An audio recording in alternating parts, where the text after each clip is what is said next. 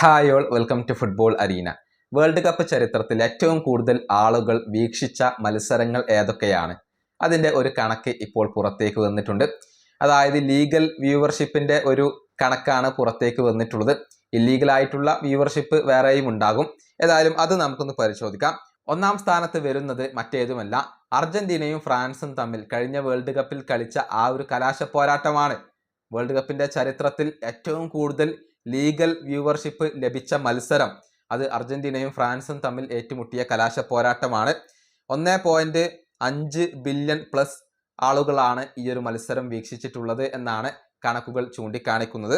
രണ്ടാം സ്ഥാനത്ത് 1998 ഫ്രാൻസും ബ്രസീലും തമ്മിൽ ഏറ്റുമുട്ടിയ വിഖ്യാതമായ ഒരു മത്സരമുണ്ട്. അതാണ് രണ്ടാം സ്ഥാനത്ത് വരുന്നത്.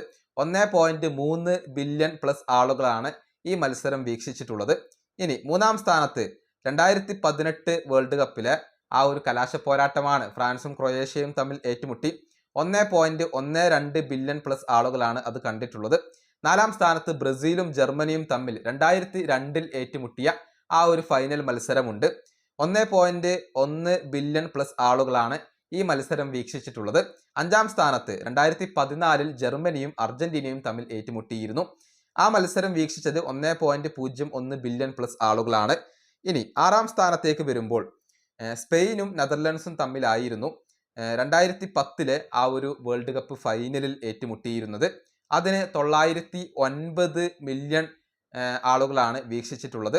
ഏഴാം സ്ഥാനത്ത് ഇറ്റലിയും ഫ്രാൻസും തമ്മിൽ 2006 ഏറ്റുമുട്ടിയ മത്സരം വേൾഡ് കപ്പ് ഫൈനലാണ്. 715 മില്യൺ ആളുകളാണ് അത് വീക്ഷിച്ചിട്ടുള്ളത്. ഇങ്ങനെയാണ് ആദ്യ 7 സ്ഥാനങ്ങളിൽ ഉള്ള ഒരു കണക്കുകൾ വരുന്നത്. അതായത് അർജന്റീനയും ഫ്രാൻസും തമ്മിൽ ഏറ്റുമുട്ടിയ ആ ഒരു മത്സരമുണ്ടല്ലോ, അതാണ് ഒന്നാം സ്ഥാനത്ത് വരുന്നത്. ഇനിയിപ്പോൾ ആ റെക്കോർഡ് തകർക്കാൻ അടുത്ത വേൾഡ് കപ്പിലെ ഏതെങ്കിലും മത്സരത്തിന് സാധിക്കുമോ എന്നുള്ളതൊക്കെ ആരാധകർ കാത്തിരിക്കുന്ന ഒരു കാര്യമാണ്. ഈ വീഡിയോ അവസാനിപ്പിക്കുന്നു. അടുത്തൊരു വീണ്ടും കാണാം.